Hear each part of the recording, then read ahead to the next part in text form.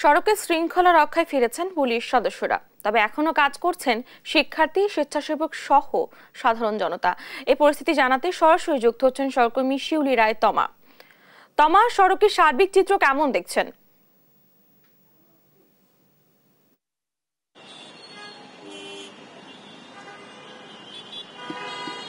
জি, আমি এই মুহূর্তে অবস্থান করছি কারণ বাজার মোড়ে।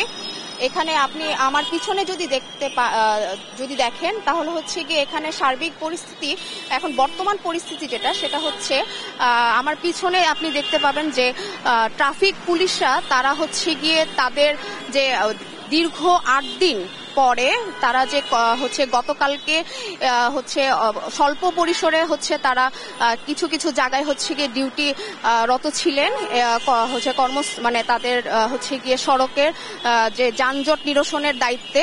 এবং হচ্ছে আজকে হচ্ছে ট্রাফিক বিভাগের প্রতিটা মোড়ে মোড়ে এবং প্রতিটা পয়েন্টে পয়েন্টে হচ্ছে গিয়ে ট্রাফিক পুলিশ মোতায়েন আছে এবং তারা তাদের হচ্ছে গিয়ে দায়িত্বটা পালন করে যাচ্ছে। পাশাপাশি আপনি যদি দেখেন যে পুলিশকে সহযোগিতা করার জন্য শিক্ষার্থীরা কিন্তু যে একটা মানে গেল কয়েক সপ্তাহ হচ্ছে কি এক সপ্তাহ হচ্ছে কি শিক্ষার্থীরা যেভাবে ট্রাফিক আইনগুলো হচ্ছে গিয়ে মেনে চলছিল, হ্যাঁ, মানে জনসাধারণদের, তো সেই হচ্ছে গিয়ে সেটার পরিপ্রেক্ষিতে হচ্ছে কি আজকেও পুলিশদের পাশাপাশি হচ্ছে আপনার শিক্ষার্থীরা তারা তাদের হচ্ছে কি দায়িত্বটা পালন করে যাচ্ছে।